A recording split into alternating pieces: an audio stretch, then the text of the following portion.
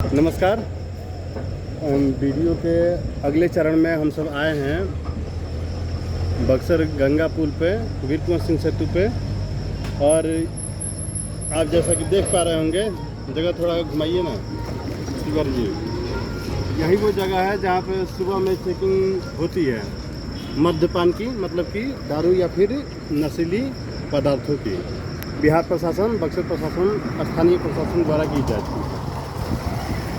तो बात यह है कि हम गाजीपुर गए हुए थे और गाजीपुर के अपने बिजनेस के संदर्भ में आरसीएस इंटरप्राइजेज खाद बीज कीटनाशक की दुकान है और उसके सामग्री के संबंध में हम गए हुए थे। दवा हुआ, बीज हुआ, कीटनाशक हुआ, इक्विपमेंट हुए, उसका बात करने के लिए। और हम जब उधर से लौट रहे थे तो गंगा उस साइड, पुल के उस साइड जो जगह पड़ती है बलिया की, उसे भरौली कहते हैं। और वहाँ से भरौली गोलंबर से हम टोटो पकड़े और उसमें 4-5 ड्राइवर को लेके 6 लोग, चालक सहित 6 लोग थे हम सब। जैसे ही गाड़ी इस जगह पे पहुंची, थोड़ी सी पीछे 100 मीटर, बंदे ने क्या किया कि अपनी बैग से एक रॉयल स्टेज और की बोतल निकाली उसने और सीट पे उसने रख दिया, चेक इन होता देख। अब जांच पड़ताल में जैसे ही गाड़ी पहुंची, अब समस्या 2 कि अगर हम सीधा बोलते हैं कि इन्हीं महोदय का है, हो सकता है कि किसी प्रकार का आयुध लिए हों जिससे हम सबों को नुकसान पहुंचाया जा सके। अब हम सब बैठे थे और जो प्रशासनिक व्यक्ति थे, सिपाही जी, वो आए और पूछे कि ये जो मद्यपान है, दारू है, शराब है, किसकी है? तो सबने कहा कि मेरी नहीं है। उन्होंने कहा कि तब तो ड्राइवर की होगी। तो ड्राइवर ने ऐसा कहा कि अगर मैं ख़रीद के लाता तो सीट के ऊपर रखने का प्रयोजन मुझे समझ में नहीं आ रहा है। अब उसने अपने भाषण बोला कि सीट के ऊपर कहाँ रखती।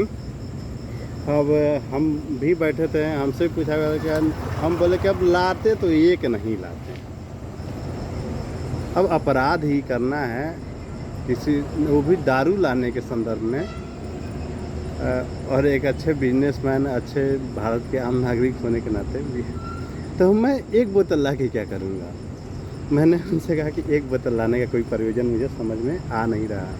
फिर उसके बाद काफ़ी परिचित लोग जो इधर से गुजरे वो हमसे पूछे, रात की यही समय भी हो रहा था, 9 के 9:30 के ऊपर ही।